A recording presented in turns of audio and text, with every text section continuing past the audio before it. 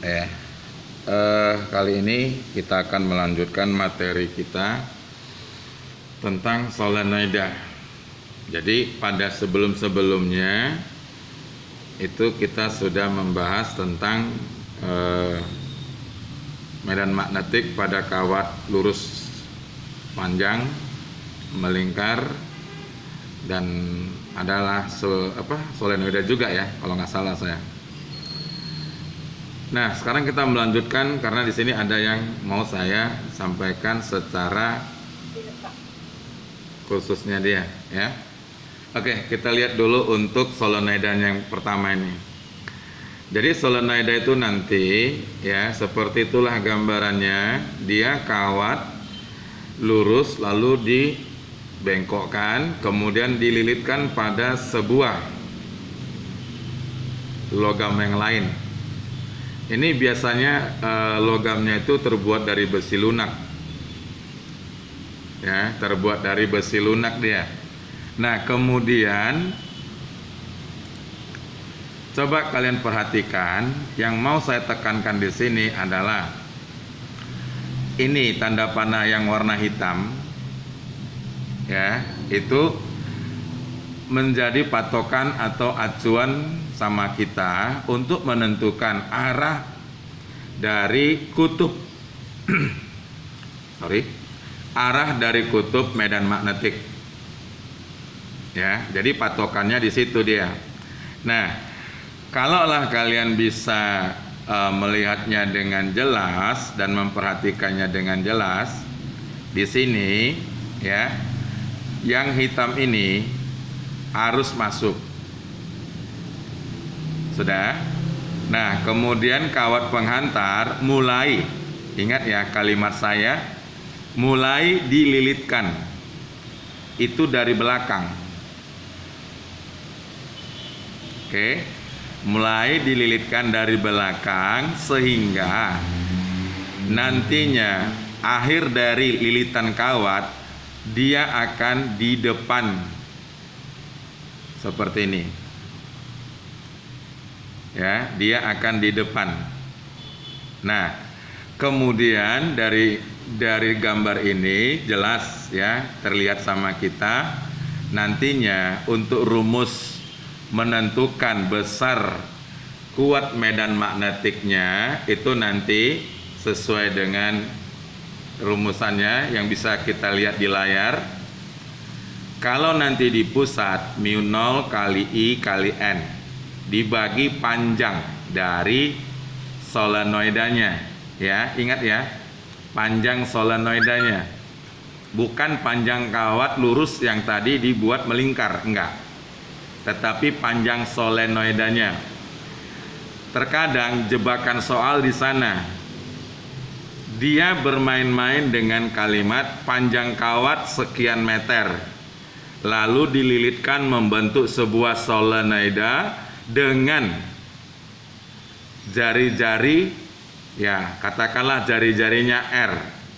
Nah, jebakannya di sana. Jadi kalian seolah-olah nanti menganggapnya panjang kawatnya sama dengan panjang solenoidanya. Tentu tidak. Ingat, untuk menentukan panjang solenoidanya nanti gunakan rumusan matematiknya. Panjang kawat sama dengan N dikali keliling 1 kawat dilingkarkan. Seperti itu dia. Nah, jadi nanti kita bisa dapat berapa panjang kan gitu. Nah, sekarang untuk yang di ujung. Nah, untuk yang di ujung supaya gampang menghafalnya, solenoida itu kan punya dua ujung. Kalau kita melihat A sebagai pangkal, berarti ujungnya B. Kalau kita melihat B sebagai pangkal, maka ujungnya A. Nah, jadi di sini tidak tahu kita sebenarnya siapa pangkal, siapa ujung. Jadi disederhanakan kalimatnya, ya dua-duanya ujung, dah gitu aja. Oke. Nah, kemudian dengan mengingat ujungnya ada dua. Dari pusat tadi kalian bagi dua supaya gampang ya. Oke, itu dia. Nah, kemudian ya, kita masuk toroida. Ini dia. Nah, gambarnya seperti ini. Toroida itu mirip sebuah solenoida yang sengaja dibuat melingkar, sehingga nanti akan menghasilkan seperti gambar yang kita lihat di layar monitor, di mana di sini nanti terdapat 3 bentuk jari-jarinya atau radiusnya. Ada jari-jari luar, ada jari-jari dalam, dan ada yang menjadi jari-jari efektifnya. Nah, kalau nanti mau menggunakan rumus toroida, yang digunakan adalah jari-jari efektifnya. Jadi nanti jari-jari efektif besarnya itu jari-jari luar ya ditambah jari-jari dalam bagi 2. Itu maksudnya jari-jari efektifnya. Nah, jadi nanti rumusnya ini. Ya. Kalau nanti besar induksi magnetik di pusat toroida, ini rumusnya, di pusat ya. Nah, sedangkan kalau nanti kelilingnya itu ini. Jadi tinggal kita masukkan, dapatlah nanti hasilnya berapa. Seperti itu ya. Nah, itulah untuk toroida. Yang perlu jadi tambahan buat kita ini, aturan tangan kanan. Oke. Kalau kalian perhatikan aturan tangan kanan, ya, ini ibu jari. Cara menghafalnya, inisial ibu jari ini itu sebagai arus. Kan inisial ibu jari I, berarti arus. Udah? Kemudian ya, kemudian arah medan magnetik itu keempat jari kita ini. Keempat jari kita ini sebagai arah medan magnetiknya. Udah? Nah, kemudian ya, bagaimana cara kita menggunakannya? Ya, kita lihat saja ke bagian solenoida tadi. Ini dia. Sudah? Nah, jadi nanti kalau misalnya kita buat dia begini, berarti nanti keempat jari kita ini kan mengarah menuju pembaca. Ini, menuju pembaca. Oke? Nah, jadi kalau begitu, ya, kalau begitu mudah buat kita menentukan kemana arah kutubnya. Ya, mudah buat kita nanti menentukan arah kutubnya. Nah, cuma di sini ya ada tambahan. Kalau tadi kan saya katakan inisial ibu jari I menunjukkan arah arus. Oke. Jadi yang kita gunakan ini tadi berlaku spontan pada kawat lurus. Sedangkan kalau dia solenoida, hati-hati. Ketika kalian membuatnya seperti ini, kan tadi tadi kan kuat arusnya masuk dari arah belakang.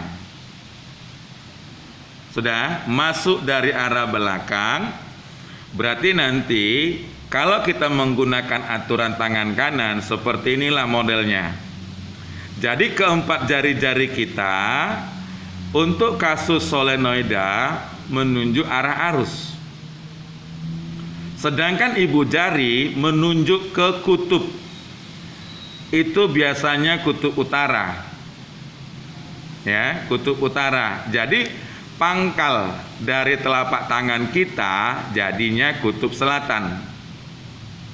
Ya, seperti itu dia. Nah, itu yang menjadi tambahan penjelasan dari saya, bagaimana menentukan kutubnya. Sementara kan dia medan magnetik. Kalau dia magnetik biasa, nggak jadi masalah. Ya, kalau dia magnetik biasa, nggak jadi masalah. Kenapa saya katakan nggak jadi masalah? Karena dia sudah tersaji mana kutub utara, mana kutub selatannya. Sementara kalau misalnya medan magnetik yang dihasilkan dari aliran arus listrik jelas tidak ada tercatat mana utaranya, mana selatannya. Jadi kita harus mengikuti aturan tangan kanan tadi. Ya, seperti itu. Jadi tolong diperhatikan aturan tangan kanan itu tadi penggunaannya bisa ganda. Ya, bisa ganda. Oke. Jadi saya ulang sekali lagi.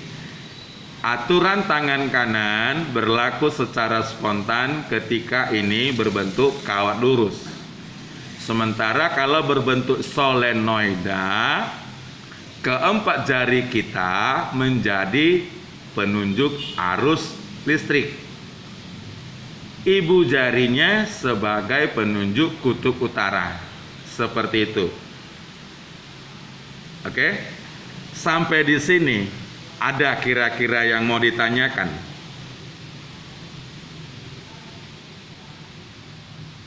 Sejauh ini sudah cukup jelas, Pak. Oke, kalau memang bisa sampai sejauh ini, sekarang kita coba masuk membahas contoh soal. Ini dia contoh soalnya. Oke. Kuat medan magnetik pada kawat lurus berarus listrik seutas kawat panjang, ini udah bisa lah ini ya. I-nya 3 ampere, tentukan kuat medan magnetik yang berjarak 4 cm dari kawat pengantar. Oke, ini gak ada masalah, saya yakin. Tinggal masukkan rumus yang ini, dapat hasilnya. Bisa lah ya. Nah, kemudian kita lanjut contoh yang kedua. Ini, sebuah kawat melingkar yang berdiameter 40 cm dialiri arus listrik sebesar 0,25 ampere. Tentukan kuat medan magnetik pada pusat kawat melingkar tersebut. Nah, ini juga mudah ya, tinggal masukkan ke dalam rumus. BP sama dengan mu 0 kali I kali N per 2A. Ya, jadi yang ditanyakan itu di sini, berapa kuat medan magnetik di pusat lingkarannya? Seperti ini. Dah. Itu tinggal masukkan aja ya.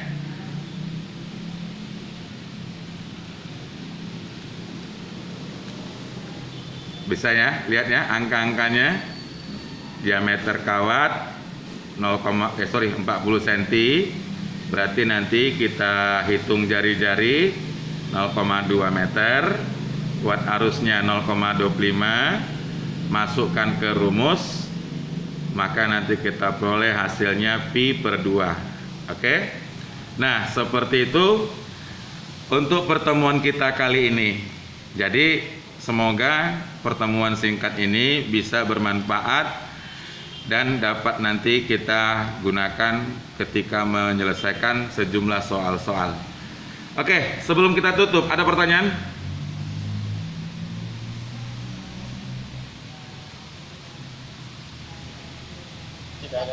Tidak, Pak. Oke, kalau tidak ada ya, nanti tolong itu dipelajarin aja. Kalau nanti misalnya kurang jelas ya, silakan cari saya di tempat lain aja. Boleh gitu bahasanya? Enggak ya? Oke, silakan nanti ditanyakan kembali ya.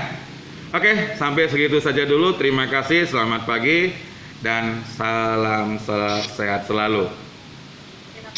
Terima kasih, Pak. Ya. Baik, Pak. Terima kasih. Ya.